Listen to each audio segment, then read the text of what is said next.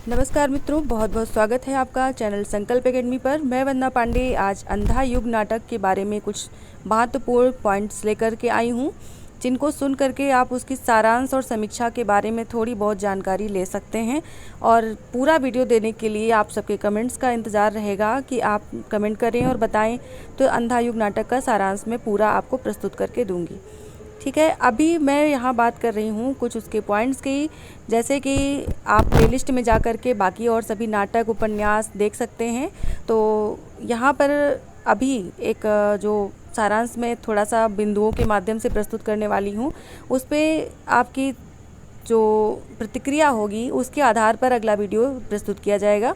जैसे अंधा युग भारतीय रंगमंच का एक महत्वपूर्ण नाटक है। ये एक काव्य नाटक की श्रेणी में आता है। धर्मवीर भारती इसके लेखक हैं और इसमें महाभारत युद्ध के अंतिम दिन पर आधारित ये नाटक 4 दशक से भारत की प्रत्येक भाषा में मंचित हो रहा है। यानी कि इसमें जो महाभारत का युद्ध का अंतिम दिन था उस पर ये आधारित है, यानी कि उसकी कथा पर आधारित है, जिसमें इब्राहिम अलकाजी, M.K. रैना, रतन थियम, अरविंद गौड़, राम गोपाल बजाज, मोहन महर्षि और कई अन्य भारतीय रंगमंच निर्देशकों ने इसका मंचन किया है। अंधा युग में ये हिंदी के सबसे महत्वपूर्ण नाटकों में से एक है। धर्मवीर भारती ने ढेर सारी संभावनाएं रंगमंच निर्देशकों के लिए छोड़ी हैं। कथानक की समकालीनता नाटक को नवीन व्याख्या और नए अर्थ देती है। काव्य नाटक अंधा युग में कृष्ण के चरित्र के नए आयाम और अश्वत्थामा का ताकतवर चरित्र है, जिसमें वर्तमान युवा की कुंठा और संघर्ष उभरकर सामने आता है। इसमें डॉक्टर धर्मवीर भारती का एक स्वकथन है, जिन्होंने लिखा है कि युद्ध परिप्रेक्ष्य में आधुनिक जीवन की विभीषिका का चित्रण किया है। कृष्ण ने धृतराष्ट्र को समझाया था कि मर्यादा मत तोड़ो। कृष्ण ने धृतराष्ट्र को समझाया था कि मर्यादा मत तोड़ो, टूटी हुई मर्यादाएं सारे कौरव वंश को नष्ट कर देंगी। वह धृतराष्ट्र अंधा था और उसकी संवेदनाएं बाहरी यथार्थ या सामाजिक मर्यादा ग्रहण करने में असमर्थ थीं, इसलिए स्वार्थ का अंधापन छा गया। इस अंधेपन ने संस्कृति को ह्रासोन्मुख बना दिया और पूरे युग को महाविनाश की कगार पर खड़ा कर दिया। युद्ध में मौलिक विनाश के साथ साथ मानवीय जीवन को ध्वस्त कर दिया। अनेक आस्थाएं टूट गईं। आधुनिक युग में 2 विश्व युद्धों में अंधी प्रवृत्तियों द्वारा विश्व में ये विनाश हुआ। अंधेपन से उत्पन्न युद्धों के उपरांत एक महान विघटनकारी संस्कृति का निर्माण हुआ, जिसमें कुंठा, निराशा, अनास्था, आत्मघात और बहुत सारी पीड़ा व्याप्त हो गई। धर्मवीर भारती का अंधा युग नई कविता की प्रतिनिधि रचना है। ये नई कविता के अंतर्गत आती है।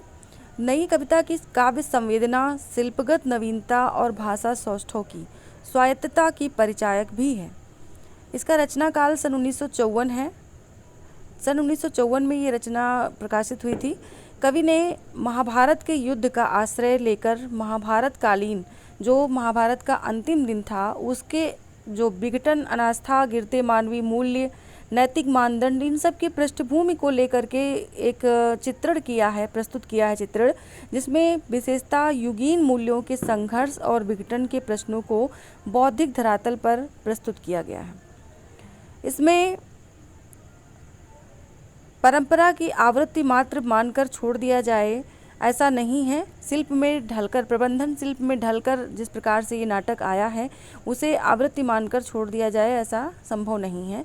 ये वह काव्य नाट्यात्मक प्रबंध है जिसमें महाभारतीय संदर्भों के शिलापट्ट पर आधुनिक संवेदना का आस्था में आलोक विकिरित हुआ है। अंधा युग मात्र किसी अंधे युग की कथा नहीं है। ये किसी अंधे युग की ही कथा नहीं है, अपितु अंधत्व के सहारे एक ऐसी कृति है जिसमें पीठिका भर है, परस्पर पीठिका भर है, और उसके सहारे अभिव्यक्त संदर्भ संवेदनाएं नवीन और युग सापेक्ष हैं।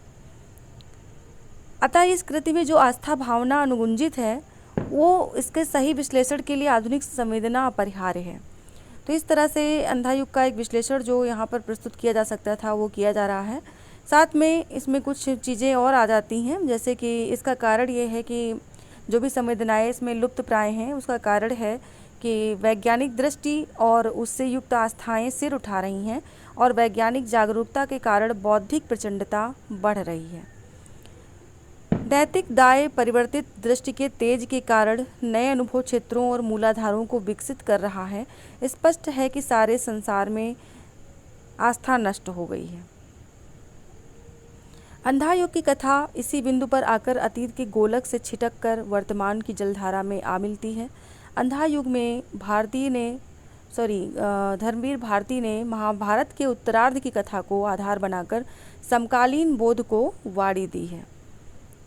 महाभारत के 18वें दिन की संध्या से लेकर प्रभास तीर्थ में कृष्ण की मृत्यु के क्षण तक ये घटना काल फैला हुआ है और इसमें स्वयं भारती ने ये स्वीकार किया है कि काव्य की कथा आधुनिक युग की है, किंतु इस कथा को कहने का माध्यम अतीत है। मतलब कथा जो है वो आधुनिक युग की है, लेकिन कहने का माध्यम अतीत का था।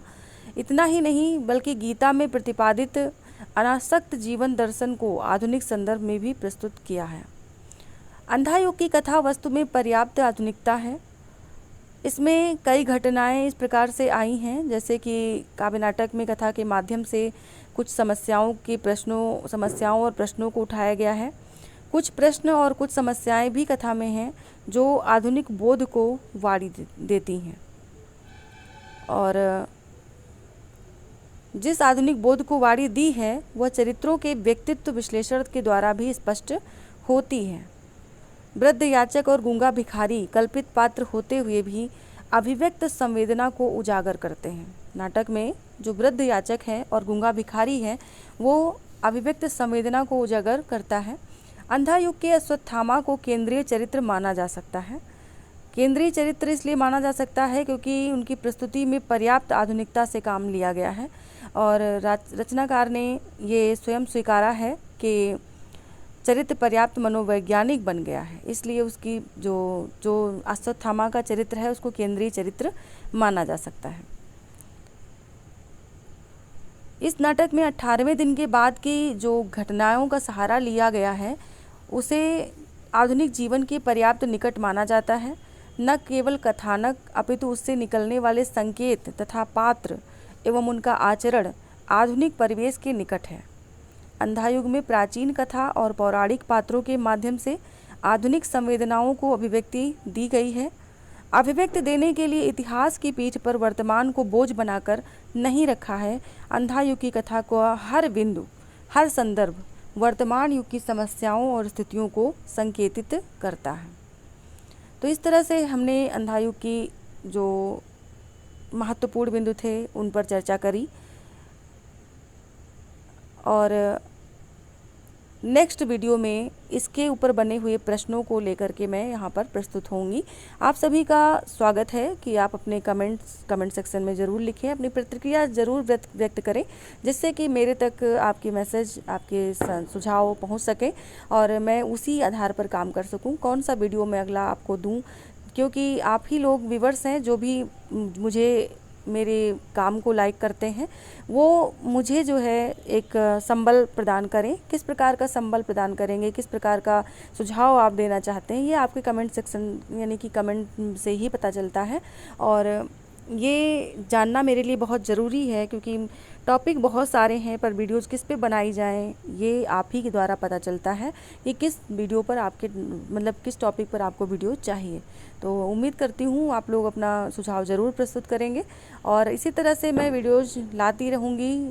कहीं ना कहीं देर हो जाती है, बहुत सारे झंझावातों में फंस जाती हूँ, नहीं बना पाती हूँ, लेकिन इसका मतलब ये नहीं कि काम नहीं करूँगी, काम मैं करती रहूँगी और चैनल पर इसी तरह से वीडियोज़ मिलती रहेंगी आप लोगों को। अगर भाई देखने वाले व्यूवर्स मिल जाएं मुझे, भाई कुछ नहीं तो 100 के आसपास भी मिल जाते हैं अगर, तो भी मैं लाइव वीडियो डेली दे सकती हूँ। लेकिन अगर 100 से कम रहते हैं या 50 भी नहीं है और मैं दे रही हूँ तो क्या फ़ायदा है फिर? आप खुद सोचिए, बनाने का कोई फ़ायदा नहीं है, क्योंकि फ़ायदा तो वैसे भी नहीं है, यूट्यूब पे कोई विशेष फ़ायदा नहीं है। लेकिन हाँ ये है कि एक लोकप्रियता जो कि हर कोई चाहता है, अपना नाम चाहता है, यश चाहता है, वो मुझ में भी है, वही इच्छा मुझ में भी है कि मैं आप तक अपना नाम कमाऊँ, अपनी एक पहचान बनाऊँ और साथ में आपके कुछ काम आ सकूँ या आप लोगों की भविष्य संवारने में कुछ मेरा योगदान हो। तो इसीलिए ये एक माध्यम मैंने चुना है यूट्यूब को और बाकी आप सभी जानते हैं, नहीं जानते तो देख लीजिए कि इससे कोई बहुत ज़्यादा प्रॉफिट नहीं है, मतलब कोई इसके सहारे नहीं रह सकता। और 2 साल मेरे चैनल को हो रहा है, अभी तक मुझे पहले मोनेटाइजेशन के बाद भी मुझे अभी तक कोई मुझे फ़िलहाल इस तरह की बात नहीं करनी चाहिए, लेकिन फिर भी मैं थोड़ा सा आप लोगों का एक रुख चाहती हूँ कि आप का मत चाहती हूँ कि मुझे काम करना है तो कैसे करना है। तो अभी भी मतलब फ़र्स्ट पेमेंट भी नहीं आई है, सोच लीजिए कि क्या मिलता है। तो मुझे कुछ कहने की ज़रूरत नहीं है, आप खुद ही समझदार हैं।